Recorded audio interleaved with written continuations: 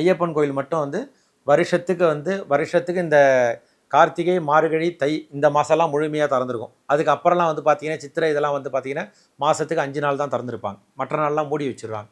இது என்ன காரணம் அப்படின்னாக்கா, அதாவது வந்து இந்த சூரியனோட ஒளி எல்லா விக்கிரகத்துலேயும் எல்லா கோயில்கள்லையும் வந்து பார்த்திங்கன்னா, இப்போ நம்ம திருவேற்காடு எடுத்துட்டோம் அப்படின்னா கருமாரியம்மன் கோயில் வந்து கரெக்டாக பங்குனி மாதத்தில் அந்த சூரிய ஒளி அந்த அம்பாள் மேலே படுற மாதிரி அந்த அமைப்பில் கட்டியிருப்பாங்க. அது மாதிரி ஒரு ஊரில் ஒரு அமைப்பில் சில கோயிலில் பார்த்தோன்னா மாசி மாதம் படும், சில கோயிலில் வந்து பார்த்தோம்னாக்கா சித்திரை மாதத்தில் படும்.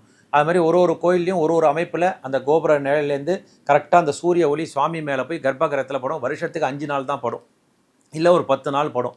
அந்த மாதிரி தான் வச்சுருப்பாங்க. வருஷம் முழுக்க படுற மாதிரி வச்சுருக்க மாட்டாங்க. அந்த சூரியனோட ஒளி பட்டுது அப்படின்னா அந்த சுவாமியோட சாநித்தியம் கூடும். இந்த சபரிமலையில் என்ன அப்படின்னு கேட்டிங்கன்னா வருஷம் முழுக்க படும்.